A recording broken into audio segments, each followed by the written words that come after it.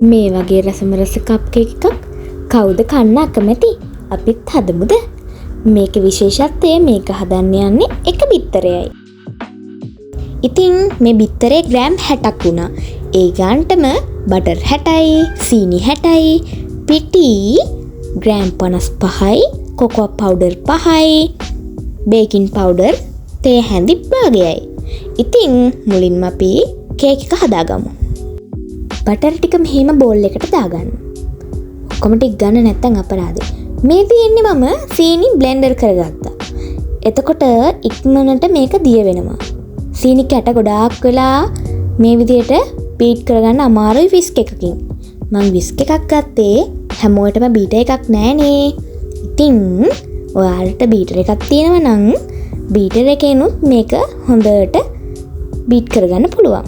මේ විදිහට කැටියක් වගේ මේ සීනි ටිකයි බටර් ටිකයි හැදුනම මේ බිත්තරේ දාගන්න. ඊට පස්සේ මේක හොඳට සීනි කැට ටික ඊළඟට බටර් ටික සහ බිත්තර ටික තුනම එකට හොඳට මික්ස් කරගන්න. එතකොට වෙන්නේ සීනි කැට ටික දිය වෙනවා වගේම බටර් ටිකත් හොඳට දිය වෙනවා. මෙහෙම හොඳට බීට් කරගත්තට පස්සේ මම මේකට දාගන්නවා වැනිලා තේ හැන්දක්. එතකොට කේක් එකට හදනකොට රස වැඩි වෙනවා.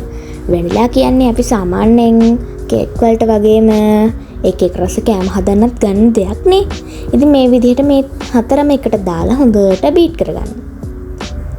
මෙහෙම බීට් වුණාට පස්සේ අපි මේක බීට් කරන එක නවත්තලා මෙහෙම වටේ ටික ඔක්කොම ටික අරගෙන මේකට අර අපි හලාගත්ත පාන් පිටි, චොක්ලට් කුඩු, බේකින් පවුඩර් මිශ්‍රණය දාගන්නවා. මෙහෙම හොඳට කලවම් කරගන්න මේක. ඔයාලා මේ ටික කලවම් කරගන්නකොට මේ බැටර් එක චූටි චූටි බුබුලු හැදෙන විදියට හැදෙයි. එතකොට මේක හොඳට පාන් පිටි ටික මික්ස් වුණාට පස්සේ මේක මික්ස් කරන එක නවත්තලා කේක් බැටර් එක දාගන්න ට්‍රේ එකක් හොයාගන්න. ඉතින් මේ වෙලාවට ඔයාලා oven එක ප්‍රීහීට් වෙන්න තිබ්බට ප්‍රශ්නයක් නැහැ. සාමාන්‍යයෙන් කේක් එකක් බේක් කරනකොට oven එක විනාඩි 5ක් 10ක් ප්‍රීහීට් වෙන්න තියෙනවා.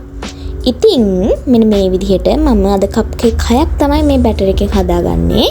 ඉතින් මෙන්න මේ වගේ තේ හැඳි දෙකක් එක කප් එකකට දාගත්තාම ගාන්ට කප් එක පිම්බිලා ලස්සනට කේක් එක හැදෙනවා.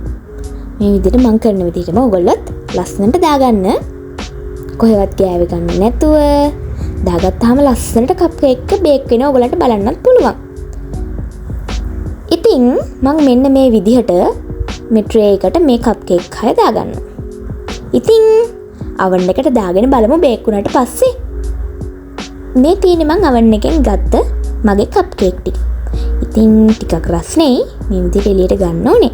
ඉතින් මේ තියෙන්නේ බලන්න හරියම ලස්සන මතු පිට කර වෙච්ච නැති ලස්සනට ඉතා මෘදුව හැදිච්ච මගේ කප් කේක් එක. ඔයාලට පේනවනේ. ඉතින් හදලා බලන්නකෝ.